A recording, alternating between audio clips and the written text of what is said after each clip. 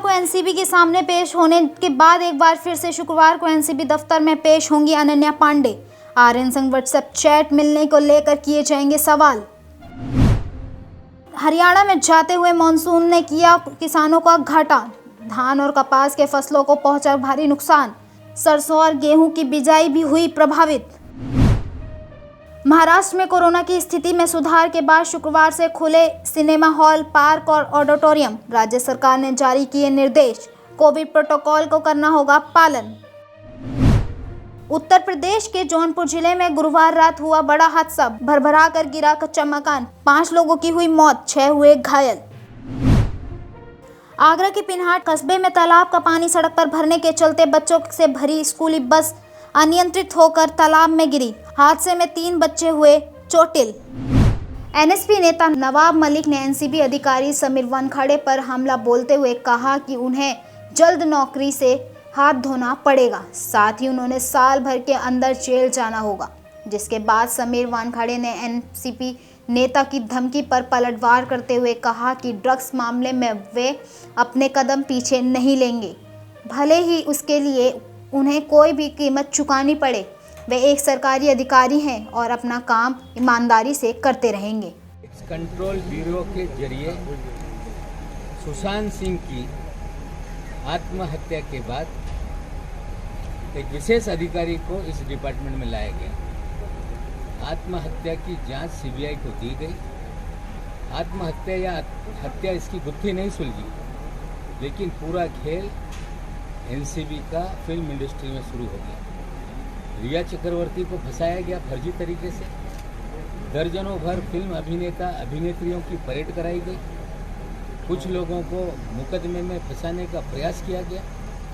और हम आपको बता दें कि कोविड के काल में सारी इंडस्ट्री मालदीव में थी। अधिकारी के परिवार के लोग, अधिकारी स्वयं दुबई और मालदीव में क्या कर रहे हैं, इसका खुलासा अधिकारी को करना पड़ेगा, समीर वानखेड़े को। हम मांग करते हैं वो बताएं, वे दुबई गए थे क्या उनके परिवार के लोग मालदीव में उस समय में थे जब पूरी इंडस्ट्री मालदीव में थी? क्या कारण था वो वहाँ गए? हमें तो पूरा यकीन है कि सारी उगाई मालदीव और दुबई में हुई है, जिसकी तस्वीरें हम आप लोगों को देंगे। मेरी शुभकामनाएं उनके साथ में। अगेन मैं कहना चाहता हूं कि मैं एक छोटा सा सरकारी मुलाजिम हूं, वो बहुत बड़े मंत्री हैं। तो अगर देश की सेवा करने के लिए, ईमानदारी से काम करने के लिए, ड्रग्स हटाने के लिए अगर वो मुझे जेल में डालना चाहते हैं तो मैं उसे स्वागत करूंगा। आर्यन खान के मुंबई क्रूज ड्रग्स पार्टी मामले से अब अनन्या पांडे का नाम भी जुड़ गया है। एनसीबी ने गुरुवार को अनन्या पांडे को समन भेजा था और पूछताछ के लिए बुलाया था। आर्यन खान के फोन में अनन्या संग व्हाट्सएप चैट मिलने के बाद एक्टर्स को एनसीबी से समन मिला था। बताया जा रहा है कि आर्यन अनन्या की इस चैट में नशों को लेकर बातचीत हो रही थी। इस चैट के बाद एनसीबी एक्शन में आई है। ये चैट सुनवाई के दौरान अदालत में सौंपी गई थी। गुरुवार को अनन्या पांडे एनसीबी के दफ्तर पहुंची थी। उनके साथ उनके पिता चंकी पांडे थे। एनसीबी दफ्तर में समीर वानखेड़े, जांच अधिकारी वीवी सिंह ने अनन्या से पूछताछ की थी। वहीं वीवी सिंह का कहना है कि अनन्या को समन किया गया है, इसका मतलब ये नहीं कि वह सस्पेंड हैं, वह जांच का हिस्सा हैं। आज एक बार फिर अनन्या को हाजिर होने के लिए कहा गया है।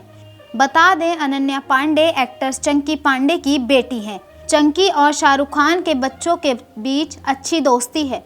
अनन्या पांडे शाहरुख खान की बेटी सुहाना खान की बचपन की बेस्ट फ्रेंड है। आर्यन खान के साथ भी अनन्या की दोस्ती है। अनन्या पांडे ने film student of the year से बॉलीवुड में डेब्यू किया था। इसी कारण जोहर ने प्रोड्यूस किया था। हरियाणा में इस बार मानसून जाते जाते भी किसानों को नुकसान कर रहा है।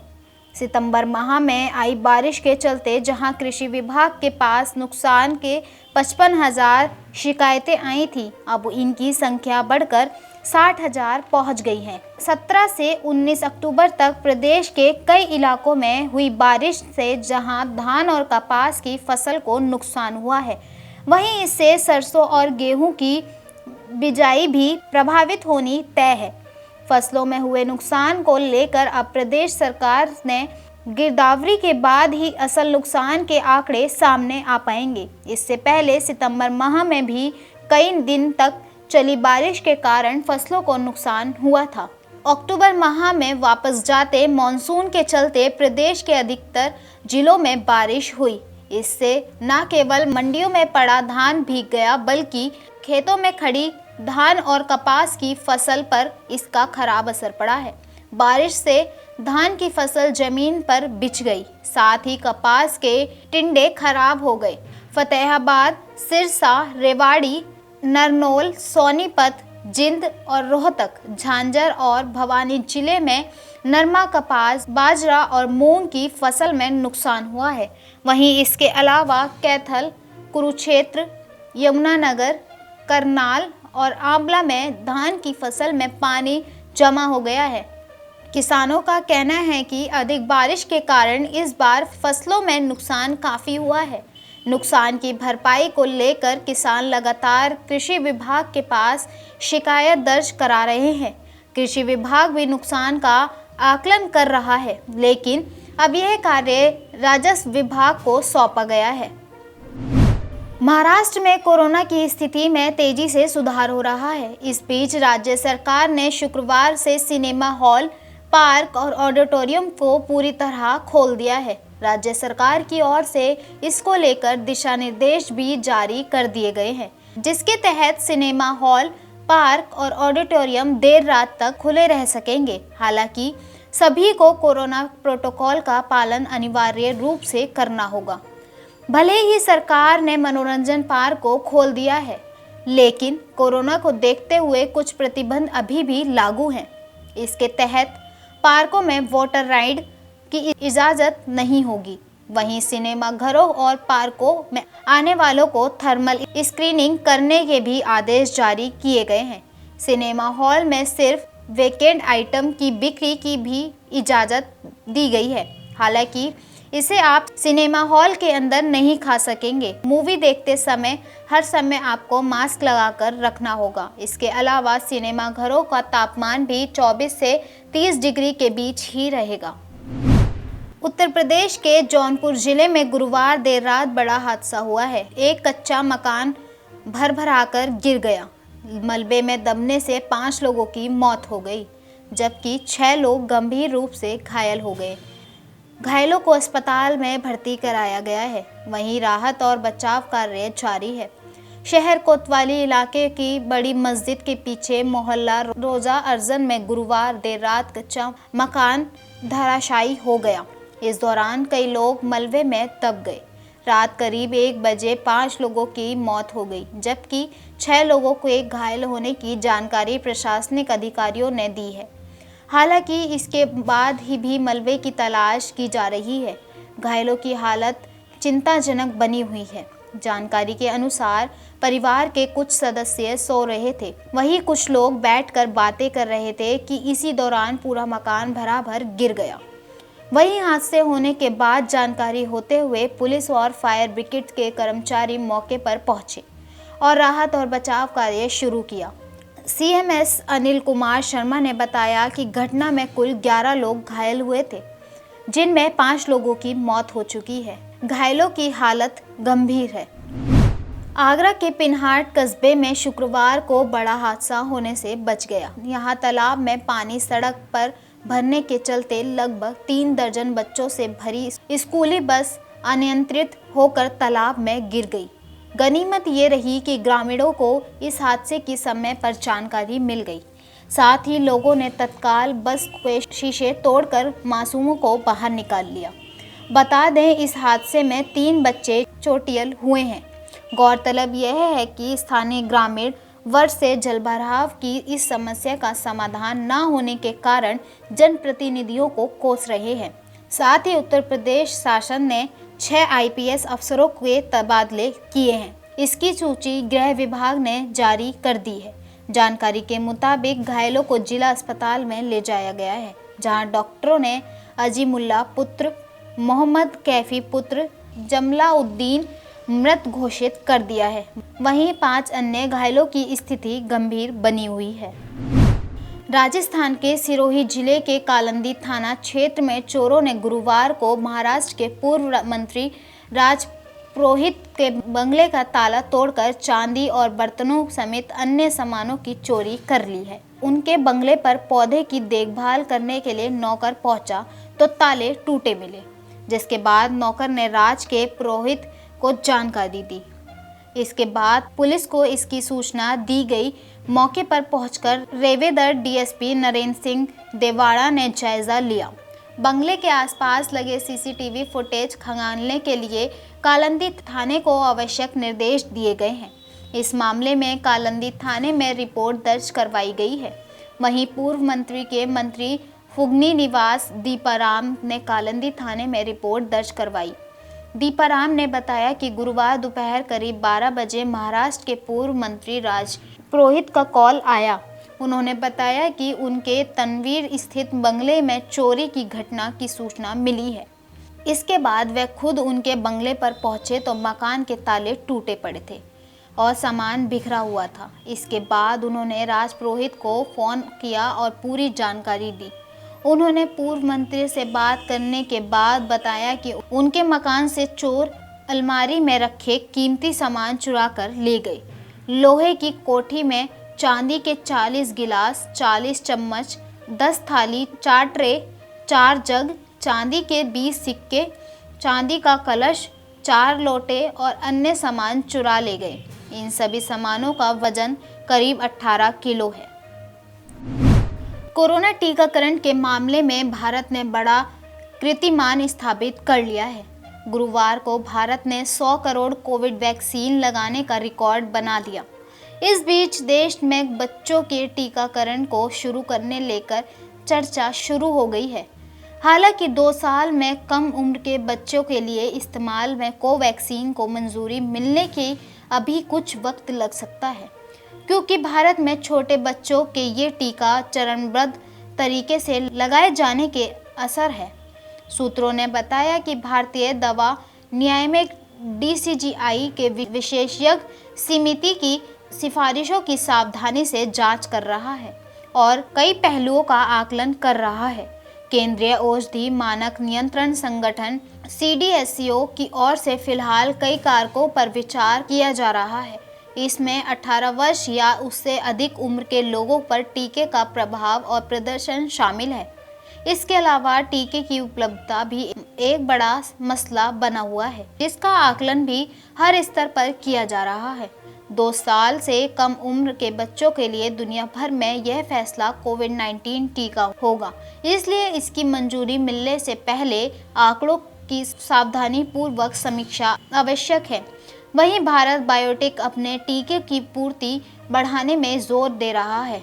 वहीं देश में अब तक हुए कुल टीकाकरण में इसका योगदान केवल 11 से 12% है।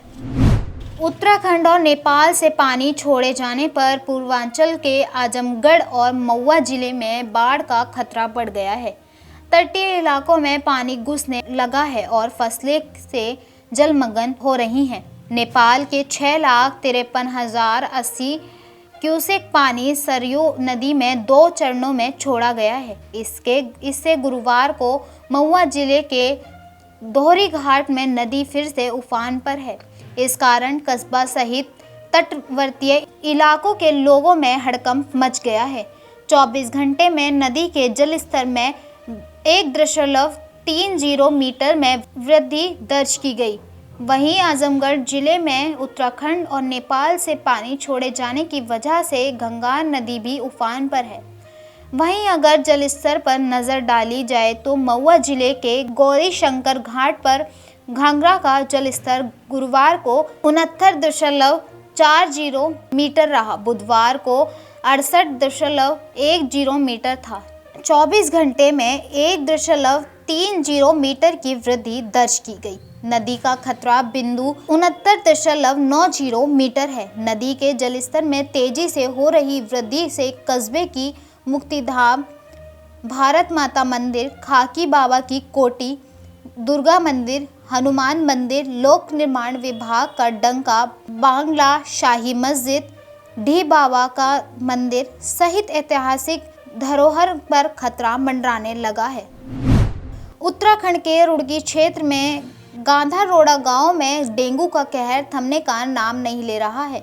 एक साथ 84 और मरीज मिलने से यहां डेंगू पीड़ितों की संख्या 100 के पार पहुंच गई है। एहतियातन प्रशासन ने गांव को डेंगू का हॉटस्पॉट घोषित कर दिया है। बड़ी संख्या में मरीज मिलने के बाद स्वास्थ्य विभाग की टीम ने 75 और लोगों के सैंपल लिए हैं।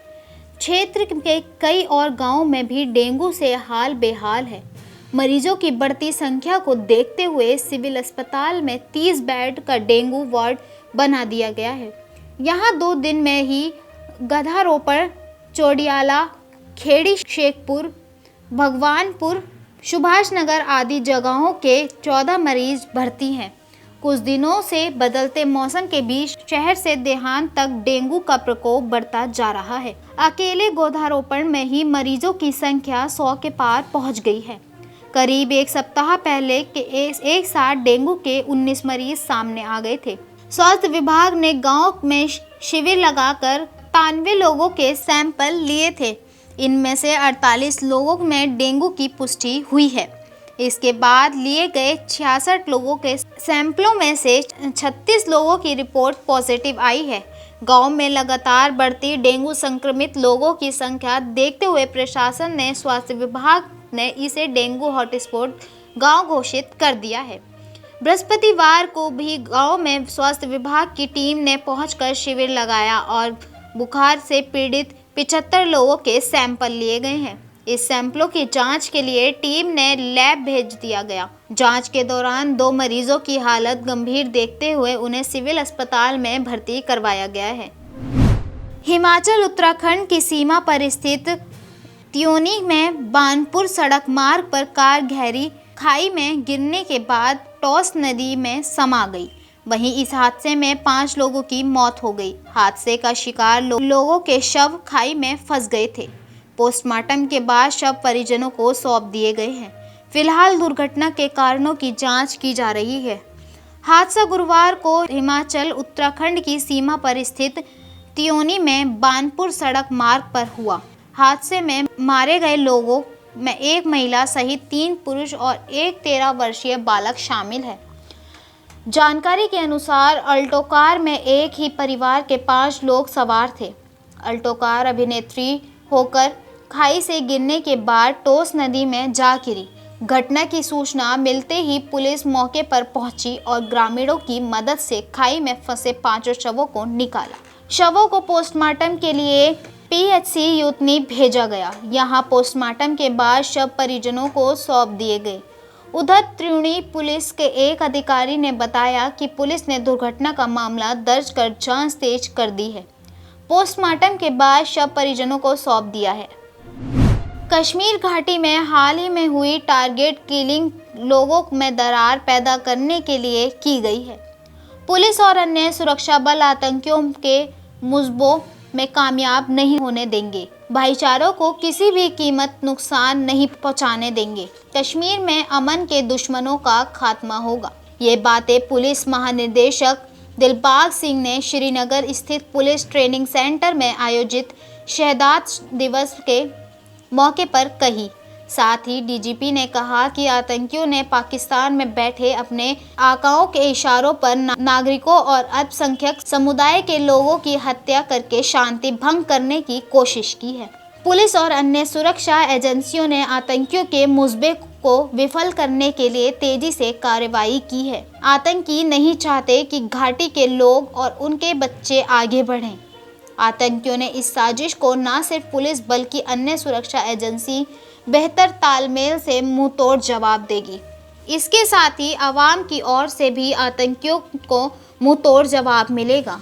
डीजीपी ने कहा कि हमें अपने जवानों पर गर्व है, साथ ही उन परिवारों पर उनकी हिम्मत पर भी गर्व है जिन्होंने अपने परिजनों को खोया है। हम उनके साथ हमेशा खड़े रहेंगे।